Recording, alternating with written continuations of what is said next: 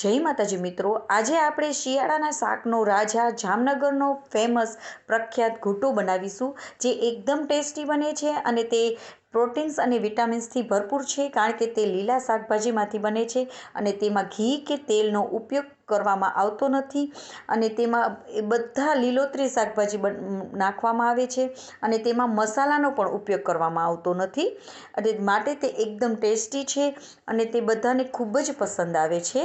તો સૌપ્રથમ તેમાં આપણે ચણાની દાળ અને મગની ફોતરાવાળી દાળ લેવાની છે। તેની માટે આપણે અડધી વાટકી જેટલી ચણાની દાળ અને અડધી વાટકી મગની ફોતરાવાળી દાળને સરસ રીતે ધોઈ અને ગરમ પાણીમાં 3 થી 4 કલાક માટે આપણે તેને પલાળી દેવાની છે।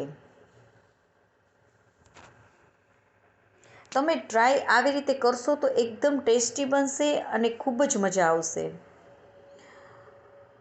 તો આપણી દાળ 3 થી 4 કલાક મેં પલાળી દીધી હતી, તે સરસ રીતે પલળી ગઈ છે। હવે આપણે ઘૂંટો બનાવવાનું શરૂ કરીએ। તેની માટે મેં અહીંયા મોટું કુકર લઈ લીધું છે અને તેમાં 2 થી અઢી ગ્લાસ જેટલું પાણી નાખી દેવાનું છે। તો સૌપ્રથમ આપણે અહીંયા મેં ઝીણી સમારેલી લીલી ડુંગળી લઈ લીધી છે, 1 વાડકા જેટલો રીંગણાને કટ કરીને લઈ લીધા છે, બટેકા લઈ લીધા છે, શક્કરિયા પણ લીધા છે। તમે ગમે તે શાકભાજીનો ઉપયોગ તમે અહીંયા કરી શકો છો અને વધારી ઘટાડી શકો છો તેની ક્વોન્ટિટી। દૂધી લઈ લેવાની છે, ફ્લાવર લીધું છે, કોબીને લઈ લીધી છે, ઝીણી સમારેલી 1 વાડકા જેટલું મેં બધું લીધું છે। સાથે આપણે દાણા પણ લઈ લઈશું। તેમાં મેં વટાણા લીધા છે, મેં વાલોર પણ લીધી છે, 1 વાડકી જેટલી તુવેર લીધી છે, મોટી પાપડી લીધી છે, લીલા ચણા લીધા છે, 1 વાડકું જેટલું લીલું લસણ લઈ લીધું છે, સાથે ટમેટાં પણ એડ કરીશું। તમે તમારી ક્વોન્ટિટી જરૂર મુજબ વધારી ઘટાડી શકો છો। લીલી હળદર લઈ લીધી છે, આદુને મેં ખમણીને લીધું છે,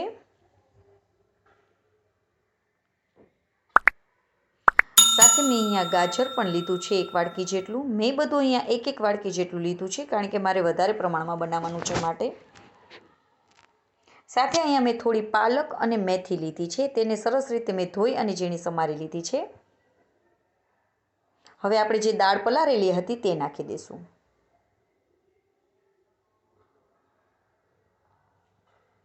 હવે બધાને આપણે 7 થી 8 સીટીમાં ચડવા દેવાની છે, જેથી આપણા દાળ શાકભાજી બધું સરસ રીતે ચડી જાય। તો મેં અહીંયા 8 સીટી જેવું થવા દીધું છે અને આપણી હવા જે એમને બહાર નીકળી જાય કુકરમાંથી, પછી જ તેને આપણે તરત જ કાઢી લેશું, જેથી કરીને તેનો કલર, શાકભાજીનો કલર એમને જળવાઈ રહે।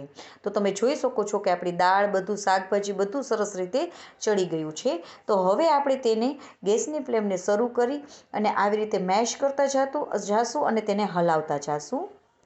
ટ્રેડિશનલ રીતે તેને આવી રીતે ધીમા તાપે એકદમ સરળ રીતે હલાવતા જાય છે અને કરતા જાય છે, જેથી કરીને શાકભાજી આપણા ચડી જાય અને મેશ થઈ જાય। તો આપણે ઝડપથી કરવા માટે આપણે એવી રીતે પાઉંભાજીનું જે મેશર આવે છે તેને લઈ અને આવી રીતે આપણે તેને 10 થી 15 મિનિટમાં તમે તેને મેશ કરી લેશો।